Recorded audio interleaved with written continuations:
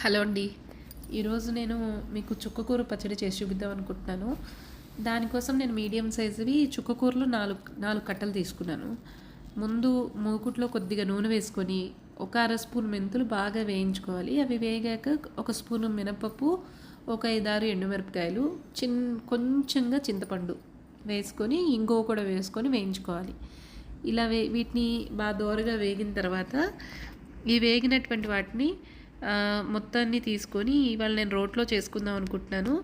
ఈ వేగిన వాటన్నిటిని వేడిగా ఉన్నా పర్లేదు, అదే మిక్సీ అయితే మనం ఆలోచించాలి వేడి వేయకూడదు అని.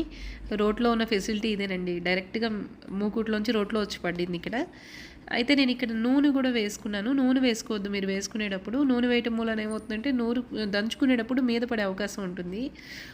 అందుకని నూనె లేకుండా ఉత్తి పోపు దినుసులు ఒక్కటి వేసుకొని బాగా నలిగే వరకు దంచుకోండి. దాంట్లోనే కొద్దిగా వెల్లుల్లిపాయలు, దానికి ఈ పోపుకి సరిపడా ఉప్పు వేసుకోండి. ఉప్పు వేయటం మిస్ అయింది ఇందులో.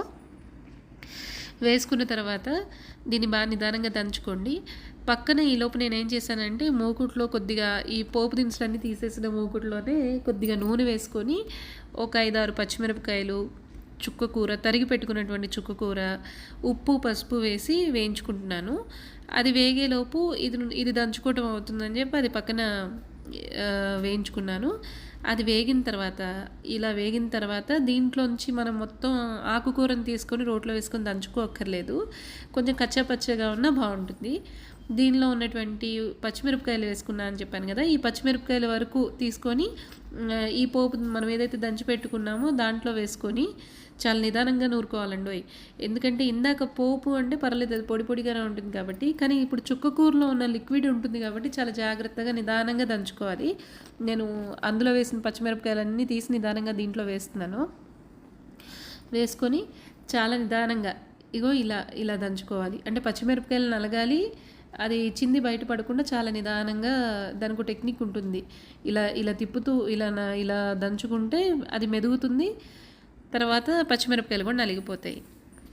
ఇలా దంచుకున్న తర్వాత దీన్ని తీసుకొని మనం మూకుట్లో ఏదైతే పక్కన పెట్టుకున్నాం కదా దానిలో కలిపేసుకుంటే చాలా బాగుంటుంది. గోంగూర పచ్చడికి అసలు ఏమాత్రం తక్కువ కాదండి ఈ చుక్కకూర పచ్చడి. గోంగూర పచ్చడి కంటే కూడా ఇంకా రుచిగా ఉంది. చూసారా, నేను రోట్లో కొద్దిగా కూడా ఉంచకుండా బాగా తీసేస్తున్నాను, ఎందుకంటే అంత రుచిగా ఉంది పచ్చడి.